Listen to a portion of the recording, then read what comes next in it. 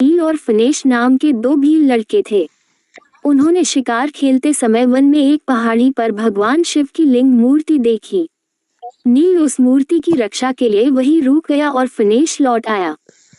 नील ने पूरी रात मूर्ति का पहरा इसलिए दिया ताकि कोई जंगली पशु उसे नष्ट न कर दे। सुबह वह वन में चला गया। दोपहर के समय जब वह लौटा तो उसके एक हाथ में धनुष, दूसरे में भुना हुआ मांस, मस्तक के केशों में कुछ फूल तथा मुंह में जल भरा हुआ था। उसके हाथ खाली नहीं थे, इसलिए उसने मुख के जल से कुल्ला करके भगवान को स्नान कराया। पैर से मूर्ति पर चढ़े पुराने फूल व पत्ते हटाए, बालों में छिपाए फूल मूर्ति पर गिराए तथा भुने हुए मांस का टुकड़ा भोग लगाने के लिए रख दिया। दूसरे दिन नील जब जंगल गया तो वहां कुछ पुजारी आए। उन्होंने मंदिर को आपने अभी तक चैनल को सब्सक्राइब नहीं किया है प्लीज चैनल को सब्सक्राइब कर ले और लाइक कर दे। चलिए कहानी पर वापस चलते हैं।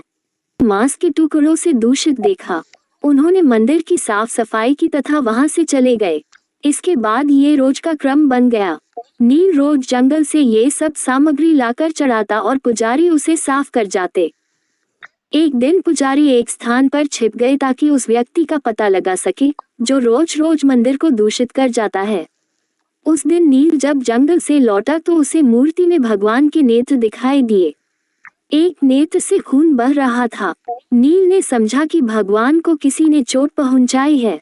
वह धनुष पर बाण चढ़ाकर उस चोट पहुंचाने वाले व्यक्ति को ढूंढने लगा। जब उसे कोई नहीं मिला तो वह कई प्रकार की जड़ी बूटियां ले आया तथा वह भगवान की आंख का उपचार करने लगा, परंतु रक्त धारा बंद न हुई। तभी उसे अपने बुजुर्गों की एक बात याद आई। मनुष्य के घाव पर मनुष्य का ताजा चमड़ा लगा देने से घाव शीघ्र भर जाता है। नील ने बिना हिचक बाण की नोक घुसाकर अपनी एक आंख निकाली तथा उसे भगवान के घायल नेत्र पर रख दिया। मूर्ति के नेत्र से रक्त बहना तत्काल बंद हो गया। छिपे हुए पुजारियों ने जब ये चमत्कार देखा तो वह दंग रह गए। तभी मूर्ति की दूसरी आंख से रक्तधारा बहने लगी। नील ने मूर्ति की उस आंख पर अपने पैर का अंगूठा टिकाया ताकि अंधा होने के बाद वह टटोलकर उस स्थान को ढूंढ सके। इसके बाद उसने अपना दूसरा नेत्र निकाला तथा उसे मूर्ति की दूसरी आंख पर लगा दिया। तभी वह स्थान अलौकिक प्रकाश से भर गया। भगवान शिव प्रकट हो गए तथा उन्होंने नील का हाथ पकड़ लिया। वे नील को अपने साथ शिवलोक ले गए। नील का नाम उसी समय से कनप तमिल में कण नेत्र को कहते हैं पड़ गया। पुजारियों ने भी भगवान तथा भोले भक्त के दर्शन किए तथा अपने जीवन को सार्थक किया। कनप की प्रशंसा में आदि शंकराचार्य जी ने एक श्लोक में लिखा है, रास्ते में ठुकराई हुई पादुका ही भगवान शंकर के अंग झाड़ने की कूची बन गई। जो भी भक्त मेरी वीडियो को लाइक करके चैनल को सब्सक्राइब करता है तो मेरी कृपा तुम्हारे मम्मी पापा पर हमेशा बनी रहेगी, तो जल्दी से लाइक करके सब्सक्राइब करो। जय माता दी। आमन कुल्ले का जल ही भगवान का दिव्याभिषेक जल हो गया और मांस ही नैवेद्य बन गया। अहो, भक्ति क्या नहीं कर सकती। इसके प्रभाव से एक जंगली भील भी भक्त श्रेष्ठ बन गया। मंदिर में मुख्य स्थान पर भगवान शिव की लिंग रूप मूर्ति है।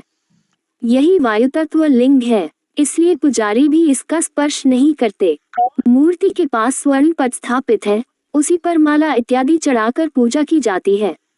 इस मूर्ति में मकड़ी, हाथी तथा सर्प के दांतों के चिन्ह स्पष्ट दिखाई देते हैं। कहा जाता है कि सबसे पहले मकड़ी, हाथी तथा सर्प ने भगवान शिव की आराधना की थी। उनके नाम पर ही श्री कालहस्तीश्वर नाम पड़ा है। श्री का अर्थ है मकड़ी, काल का अर्थ सर्प तथा हस्ती का अर्थ है हाथी।